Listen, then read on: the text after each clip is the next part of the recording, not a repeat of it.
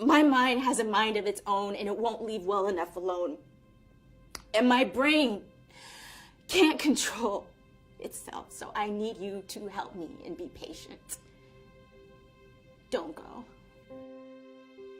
I have a severe form of bipolar. It's bipolar type 1. I lived in a household where mental health and mental illness wasn't a topic that any of us really knew much about. I grew up in a nice neighborhood in Southern California, really sunny. Great parents, my mom, my dad were always around. So in my situation, it wasn't a matter of any sort of extreme neglect. And I think what happened is when I started to experience some severe stress in my late teens, I went into a really bad depression. I just felt sad, and I didn't know why I felt sad. I was about 20 years old at this point. I just started to withdraw. And eventually what started to happen is I lost a lot of weight. 2-3 years later, still going through this depression, I became completely unconscious of the days. And meanwhile, my head was racing with all these different types of thoughts.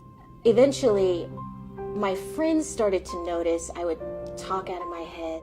Nobody really took it seriously, and then I stopped getting my sleep, started staying up around the clock, started having a lot of energy, started thinking I had a special mission in life to save people. I also thought that life around me was this movie set. I started to really believe these things. I was 24 years old, got into a cab, and the cab driver, after a while, could tell that I was psychotic, and called the police. And at the time, I was talking to myself on the street, talking about all these divine thoughts, and I was completely psychotic, out of my mind.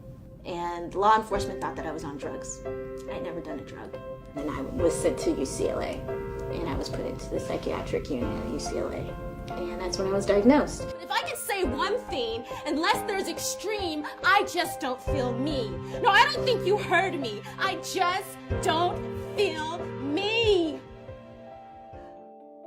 Bipolar type 1, you have the same thing as type 2 where you have the severe depressions. What designates bipolar type 1 from bipolar type 2 is psychotic features and the clearly manic state. Nobody can live every single day in that state. No way. No way. You have to figure out a way to get help. I'm very grateful to have found the right combination of treatments and doctors and medicines. I'm on a type of medication they call a mood stabilizer. So individuals that had bipolar disorder, mood stabilizers are really effective. If I didn't have the experience of having this bipolar condition, I wouldn't be writing poetry probably. I became more creative. I became more creative when I was finally put on the right medicines because I was able to channel all those extreme emotions that I went through. I feel like there's a zipper on my brain, and when I sit down and I write something, I feel like I'm letting the zipper unfold and then just like boom, like come all these thoughts. I'm tapping into the mixed episodes when I was in the hospital. When I was first diagnosed, there was nobody talking about this stuff. Now, more people talking about it. There is no health without mental health. And then Harmony reached out at me. And she said, "It's okay. Your passion is only overrated. We know where it's coming from.